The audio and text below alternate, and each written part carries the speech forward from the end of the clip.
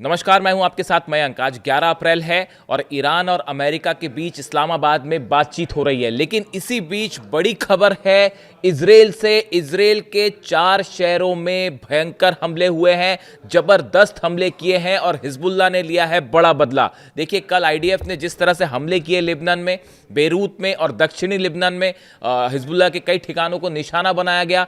उसके बाद पिछले कुछ घंटों के अंदर हिजबुल्लाह की तरफ से बड़ा अटैक हुआ है इजराइल में। हाइफा में, साफेद में, किरियत शिमोना में और गैलीली, इन 4 इलाकों में ड्रोन्स और मिसाइल्स और रॉकेट से हमले किए गए। हाइफा की बात करें, हाइफा में इजराइल के नेवी बेस के ठीक ऊपर एक बैलिस्टिक मिसाइल गिरी है। देखिए, ये मिसाइल ने हिट किया बेस को।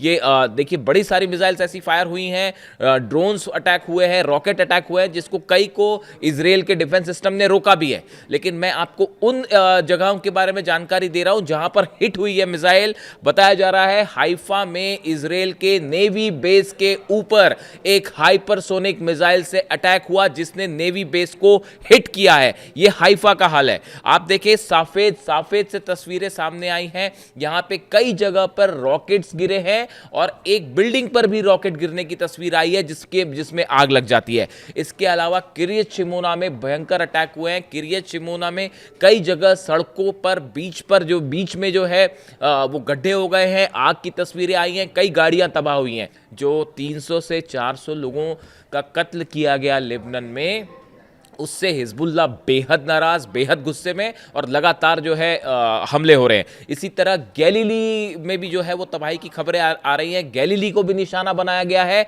यानी 4 जगह ऐसी हैं इजराइल की जहां लगातार पूरी रात हमले होते रहे।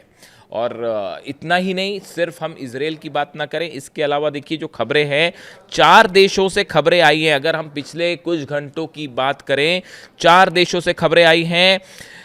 बहरीन में, देखिए बड़ी हैरान करने वाली बात है, बहरीन में भी धमाकों की खबरें आई हैं।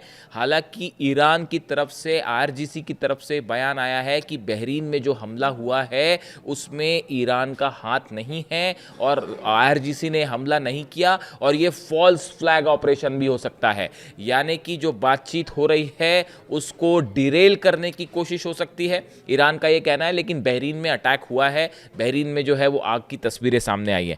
इसके अलावा कुवैत में ड्रोन अटैक हुए हैं। कुवैत में अमेरिका का जो बेस है उसके पास ड्रोन अटैक की खबरें आई हैं। वहीं आप देखिए उत्तरी तेहरान में भी कई जगह धमाके हुए हैं।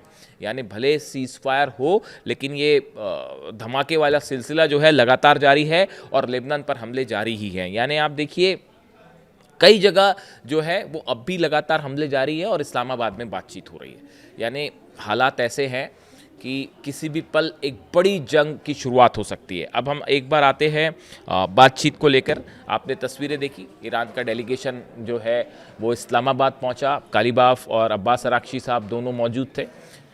प्लेन से उतरने की तस्वीरें उनके सामने आई। सेरेना होटल में जो है वो बातचीत होगी। जेडी वैंस पहुंच चुके हैं, जेडी वैंस के साथ बातचीत होगी, उनका अपना डेलीगेशन साथ में है। लेकिन इस समय जो खबर आ रही है इस्लामाबाद से, जो अंदर की कुछ खबरें हैं, देखिए जंग की सूरत में अब किसी को, जहां तक जंग का सवाल तक, किसी के मन में अब ये डाउट नहीं है।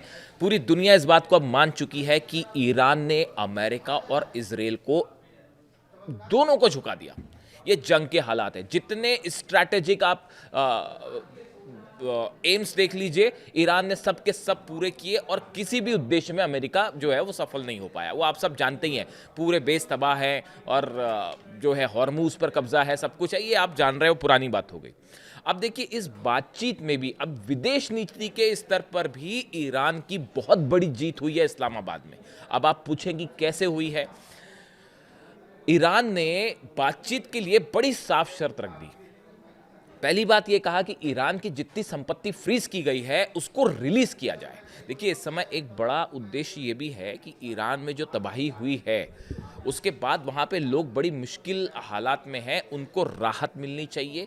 ईरान में तेजी से हालात सामान्य करने हैं, ये बड़ा एम है ईरान का। उस लिहाज से ईरान की जो संपत्ति है, एसेट्स हैं जो कि फ्रीज किए हुए हैं, उनको डिफ्रीज किया जाए, उसको रिलीज किया जाए। इस चीज के लिए अमेरिका तैयार हो गया है। अमेरिका ने ये शर्त मान ली है। ये खबर अभी अभी आई है। देखिए, आज मैं वीडियो सुबह जल्दी अपलोड करता हूँ, आज थोड़ा लेट किया मैंने, क्योंकि मैं इंतजार कर रहा था पुख्ता जानकारी आपके पास आए फिर आगे बढ़ा जाए। तो देखिए, ये है मामला कि अमेरिका इस बात के लिए राजी हो गया कि साहब हम आपकी संपत्ति जो है वो रिलीज कर देंगे। दूसरी चीज, ईरान अड़ गया, जब तक लेबनान में सीज फायर नहीं होगा तब तक हम जो है वो बातचीत नहीं करेंगे। इसको लेकर देखिए, अभी जो नए डेवलपमेंट है उसके मुताबिक इजराइल और लेबनान के बीच में मंगलवार से सीज फायर को लेकर बातचीत शुरू होगी। हालांकि ये मुद्दा वही है, अब नेतन्याहू अपने हिसाब से चीज़ों को तोड़ मरोड़ के और अमेरिका के दबाव में चीज़ें करने की कोशिश है, लेकिन ईरान इस बात के लिए अड़ गया है कि पहले आप लेबनान से सीज फायर करिए तभी बातचीत होगी। तो संभवतः जो हालात लग रहे हैं कि जल्दी ही इसको लेकर भी जो है अमेरिका झुक जाए, फॉर द टाइम बिंग तो कम से कम झुकी जाए और ईरान की शर्तें मान ले। इसके अलावा आप देखिए, हॉर्मूज को लेकर भी ईरान ने अपना प्लान सामने रखा है कि हॉर्मूज जो है वो पूरी तरह तो नहीं खुलेगा, हम अपने मुताबिक खोलेंगे, एक जहाज़ों की संख्या निश्चित कर देंगे कि ये 15 जहाज़ हैं रोज़ जो वहाँ से निकलेंगे।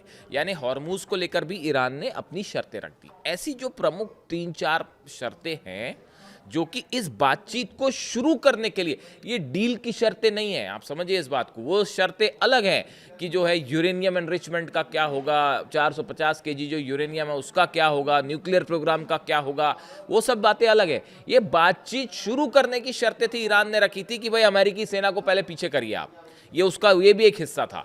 तो ये जो शर्तें हैं, ये इन पर जो है अमेरिका लगभग राजी दिख रहा है, जैसा ईरान की मीडिया से खबरें। ये ईरान की विदेश नीति की जबरदस्त कूटनीतिक जीत है, इसको मानना पड़ेगा आपको। देखिए, कूटनीति की जीत हर हालात के मुताबिक जीत और हार तय होती है। कोई ऐसी चीज नहीं है कि ये चीज जीत तय हो गई तो डील सफल हो जाने वाली है। मेरी व्यक्तिगत राय है, डील तो कभी सक्सेसफुल हो ही नहीं सकती, सवाल ही नहीं है डील सक्सेसफुल। ये तो बातचीत शुरू करने के लिए जो शर्तें थी वो मान गया अमेरिका, ऐसा अभी लग रहा है। अब देखिए, उसमें एंड टाइम पे कुछ परिवर्तन हो जाए तो एक अलग बात है, लेकिन फिलहाल ये ईरान की कूटनीति की जबरदस्त जीत है, इसमें कोई शक नहीं। अब देखिए, मामला ये है कि इस जो टॉक्स है सेरेना होटल्स में जो टॉक्स होगी, इसमें सऊदी और चाइना भी अप्रत्यक्ष रूप से शामिल होंगे। इस तरह की खबरें हैं कि सऊदी का एक डेलीगेशन और चाइना का एक डेलीगेशन भी इस्लामाबाद पहुंच चुका है। भले इसके बारे में साफ साफ जानकारी ना आए, लेकिन चीज़ें आई जाती हैं पता। ये भी जो है एक टॉक्स में सीधा शामिल ना हो, लेकिन परोक्ष रूप से इसमें शामिल हो सकता है, पीछे से शामिल हो सकता है। यानी देखिए, हो क्या रहा है असल में, इस टॉक्स में चाहे जितने पक्ष शामिल हों, चाहे सऊदी हो, चाहे चाइना हो, चाहे अमेरिका हो, ईरान हो, हर पक्ष की ये कोशिश है कि वो अपने इंटरेस्ट के मुताबिक इस डील को आगे बढ़ाए। अब इसमें हकीकत ये है, मामला कहाँ फंसा हुआ है, मामला यहाँ फंसा हुआ है हॉर्मूज को लेकर। देखिए, जब तक ईरान के हाथ में हॉर्मूज है तब तक ईरान का अपर हैंड है, इस बात को साफ समझिए, और इसीलिए ईरान जल्दी हॉर्मूज को खोलेगा भी नहीं। अमेरिका के आप बयान देखिए, डोनाल्ड ट्रंप का ये कहना कि उनका जो बयान आया आपने सुना होगा कि ईरानी इसलिए जिंदा हैं ताकि वो बातचीत कर सके, वो डील कर सके, मेरी नज़र में निहायती शर्मनाक बयान है। ये बयान अभी भी ये बताता है कि अभी भी अमेरिका के राष्ट्रपति ये बात नहीं समझ पाए कि ईरान को डरा धमका कर तो आप नहीं झुका सकते, और ये बात जब तक अमेरिका नहीं समझेगा तब तक किसी तरह की डील नहीं हो सकती। हर कदम पे झूठ, हर कदम पर धोखा। कैसे लोग हैं, मुझे जो शर्म आती है।